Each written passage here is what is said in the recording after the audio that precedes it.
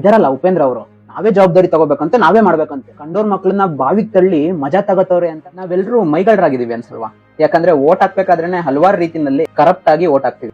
ಎಲೆಕ್ಷನ್ಗೆ ನಿಂತಿರೋ ಅಭ್ಯರ್ಥಿಗಳು ಕೊಡೋ ಹಣ ಇಸ್ಕೊಂಡು ಆ ಅಭ್ಯರ್ಥಿಗಳು ಅಥವಾ ಪಕ್ಷದವರು ಮಾತಾಡೋ ಜಾತಿ ಧರ್ಮದ ವಿಷಯಗಳಿಗೆ ಇನ್ಫ್ಲೂಯೆನ್ಸ್ ಆಗಿ ಅವ್ರು ನಮ್ಮವರು ಇವ್ರು ನಮ್ಮವ್ರು, ನಾನು ಅವ್ರ ಫ್ಯಾನು ಇವ್ರ ಫ್ಯಾನು ಅನ್ಕೊಂಡು ಯಾರಿಗೂ ತುಂಬಾ ಜಾಸ್ತಿ ಕ್ರೇಜ್ ಇದೆ, ಯಾರು ಭಾಷಣ ನೋಡೋದಕ್ಕೆ ಜಾಸ್ತಿ ಜನ ಸೇರಿದ್ದಾರೆ, ಯಾರು ಚೆನ್ನಾಗಿ ಬೈತಾರೆ, ಯಾರು ಚೆನ್ನಾಗಿ ಡೈಲಾಗ್ ಹೊಡಿತಾರೆ, ಇಂಥವೆಲ್ಲ ನೋಡಿ ಅವ್ರ ಹಿಂದೆ ಎಷ್ಟೇ ಭ್ರಷ್ಟಾಚಾರ ಮಾಡಿದ್ರು, ಇವಾಗ ಭ್ರಷ್ಟ ರೀತಿಯಲ್ಲಿ ವೋಟ್ ಕೇಳ್ತಿದ್ರು, ಮುಂದೆ ಭ್ರಷ್ಟರಾಗ್ತಾರೆ ಅಂತ ಗೊತ್ತಿದ್ರು ನಾವು ಕೂಡ ಕರಪ್ಟ್ ಆಗಿ ವೋಟ್ ಹಾಕ್ತಿವಿ.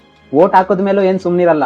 ಉಳಿದಿರೋ 5 ವರ್ಷ ನಾವೇ ವೋಟ್ ಹಾಕಿ ಕೆಲಸ ಕೊಟ್ಟಿರೋರ್ನ ಬೈಕಂಡ್ ತಿರ್ಗಾಡೋದು, ಆಪೋಸಿಟ್ ಪಾರ್ಟಿ ಅವ್ರನ್ನ ಆಪೋಸಿಟ್ ರಾಜಕಾರಣಿಗಳನ್ನ ಕಂಪೇರ್ ಮಾಡ್ಕೊಂಡು ಅವ್ರೇನ್ ಮಾಡಿಲ್ವಾ ಇವ್ರು ಮಾಡ್ಲಿ ಬಿಡು ಅಂತ ಸಮರ್ಥನೆ ಮಾಡ್ಕೊಳ್ಳೋದು. ಕೊನೆಗೊಂದಿನ ಈ ರಾಜಕಾರಣಿಗಳು ಯಾರು ಸರಿ ಇಲ್ಲಪ್ಪ, ನಮ್ ಜನ ಸರಿ ಇಲ್ಲ, ನಾನ್ ಸರಿಯಾಗಿದ್ದೀನಿ, ಈ ಜನಗಳಿಗೆ ಬುದ್ಧಿನೇ ಇಲ್ಲ, ನಾನು ತುಂಬಾ ಬುದ್ಧಿವಂತ ಅಂತ ಹೇಳ್ಕೊಂಡು ತಿರ್ಗಾಡೋದು. ಹಿಂಗಿರುವಾಗ ಪ್ರಜಾಕೀಯ ಅಂತ ಕಾನ್ಸೆಪ್ಟ್ ಇಟ್ಕೊಂಡು ನಾವು ಭ್ರಷ್ಟದಾರಿನ ತುಳಿಯೋದೇ ಇಲ್ಲಪ್ಪ ಅಂತ ಪ್ರಾಮಾಣಿಕವಾಗಿ ವಿಚಾರಗಳನ್ನ ಇಟ್ಕೊಂಡು ಜನಾಭಿಪ್ರಾಯ ಕೇಳ್ಕೊಂಡು ಕೆಲಸ ಮಾಡ್ತೀವಿ ಅಂತ ಬಂದ್ರೆ ಎಲ್ಲಿ ಅವ್ರು ಬಂದ್ಬಿಟ್ರೆ ನಾನು ಜವಾಬ್ದಾರಿ ತಗೋಬೇಕಾಗುತ್ತೋ, ನಾನು ಇನ್ವಾಲ್ವ್ ಆಗ್ಬೇಕಾಗುತ್ತೋ, ಅಕಸ್ಮಾತ್ ಏನಾದ್ರು ತಪ್ಪಾಗ್ಬಿಟ್ರೆ ಬೇರೆಯವ್ರ ಮೇಲೆ ಹಾಕಿ ನುಳ್ಸ್ಕೊಳಕ್ ಆಗಲ್ವೋ ಅನ್ಬಿಟ್ಟು ಇವಾಗ್ಲೇ ನುಳ್ಸ್ಕೊಬಿಡೋದು.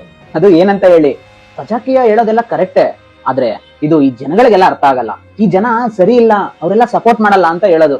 ಯಾರನ್ನೇ ಕೇಳಿದ್ರು ಅದನ್ನೇ ಹೇಳೋದು. ಫಸ್ಟ್ ಆಫ್ ಆಲ್ ಇಲ್ಲಿ ನಂಗೇನೆ ಮೈಗಳ್ತನ. ಇದರಲ್ಲ ಉಪೇಂದ್ರ ಅವರು, ಅವ್ರ ಮೇಲೆ ಹಾಕಿ ನುಳ್ಸ್ಕೊಬಿಡೋಣ.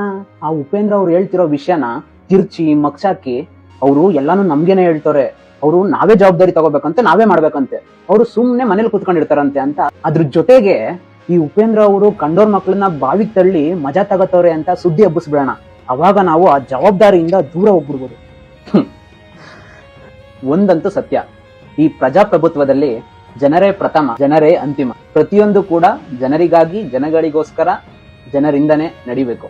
ನಾವು ಜನಗಳು ನಾಯಕತ್ವ ಗುಣಗಳನ್ನ ಬೆಳೆಸ್ಕೊಳ್ಳಿಲ್ಲ ಅಂದ್ರೆ, ನಾವು ವೋಟ್ ಹಾಕ್ಬೇಕಾದ್ರೆ ಕರಪ್ಟ್ ಆಗ್ದಾನೆ ಸರಿಯಾದ ವ್ಯಕ್ತಿಗಳಿಗೆ, ಸರಿಯಾದ ವಿಚಾರಗಳಿಗೆ ವೋಟ್ ಹಾಕ್ಲಿಲ್ಲ ಅಂದ್ರೆ, ವೋಟ್ ಹಾಕಿ ಒಬ್ರಿಗೆ ಕೆಲಸ ಕೊಟ್ಟ ಮೇಲೆ ಅವ್ರ ಜೊತೆ ರೆಗ್ಯುಲರ್ ಆಗಿ ಕನೆಕ್ಟ್ ಆಗಿಲ್ಲ ಅಂದ್ರೆ, ಅವ್ರು ಏನ್ ಮಾಡ್ತಿದ್ದಾರೆ ಅಂತ ಕೇಳಲಿಲ್ಲ ಅಂದ್ರೆ, ಉಪೇಂದ್ರ ಅಲ್ಲ ಇನ್ನೊಬ್ರಲ್ಲ, ಅವ್ರ ತರ 1000 ಜನ ಬಂದ್ರು ನಮ್ ವ್ಯವಸ್ಥೆ ಚೇಂಜ್ ಆಗಲ್ಲ. ಅದೇ ನಾವೆಲ್ಲ ಜನರು ನಾಯಕತ್ವದ ಗುಣಗಳನ್ನ ಬೆಳೆಸ್ಕೊಂಡು ಮುನ್ನುಗ್ಗಿದ್ರೆ, ಅದೇನ್ ಇವಾಗ ಉಪೇಂದ್ರ ಉಪೇಂದ್ರ ಉಪೇಂದ್ರ ಬರ್ಬೇಕು ಅಂತಿದೀವಿ, ಉಪೇಂದ್ರ ಬೇಡ, ನಾವುಗಳೇ ಮಾಡ್ಬಿಡ್ಬೋದು. ಸದ್ಯಕ್ಕೆ ತುಂಬಾ ಖುಷಿ ಪಡೋ ವಿಷಯ ಏನಂದ್ರೆ, ದಿನದಿಂದ ದಿನಕ್ಕೆ ಈ ಪ್ರಜಾಕೀಯ ಕಾನ್ಸೆಪ್ಟ್ ಎಲ್ರಿಗೂ ರೀಚ್ ಆಗ್ತಿದೆ, ಎಲ್ರಿಗೂ ಅರ್ಥ ಆಗ್ತಿದೆ, ಎಲ್ರಿಗೂ ಇಷ್ಟ ಆಗ್ತಿದೆ. ಮತ್ತೆ ಈ ಪ್ರಜಾಕೀಯನ ಬೆಂಬಲಿಸ್ತಿರೋರು ಯಾರ್ಯಾರಿದ್ದಾರೆ ಅವರು ಪ್ರಾಮಾಣಿಕವಾಗಿ ಯಾವುದೇ ರೀತಿಯಲ್ಲಿ ಭ್ರಷ್ಟರಾಗದೆ, ಬೇರೆ ಯಾರೋ ನಾಯಕರನ್ನ ಬಯಸ್ದೇನೆ ತಾವೇ ಜವಾಬ್ದಾರಿ ತಗೊಂಡು ತಾವೇ ನಾಯಕತ್ವ ಗುಣಗಳನ್ನ ಬೆಳೆಸ್ಕೊಂಡು ಮುನ್ನುಗ್ತಿದ್ದಾರೆ. ಇದನ್ನೆಲ್ಲ ನೋಡ್ತಿರ್ಬೇಕಾದ್ರೆ ನನಗೆ ಅನಿಸ್ತಿರೋದು ಉತ್ತಮ ಪ್ರಜಾಕೀಯ, ಉತ್ತಮ ಬೆಳವಣಿಗೆ ಅಂತ. ಪ್ರಜೆಗಳಿಂದ ಪ್ರಜಾಕೀಯ, ಪ್ರಜೆಗಳಿಗಾಗಿ ಪ್ರಜಾಕೀಯ, ಪ್ರಜೆಗಳಿಗೋಸ್ಕರ ಪ್ರಜಾಕೀಯ ಮಟ್ಟ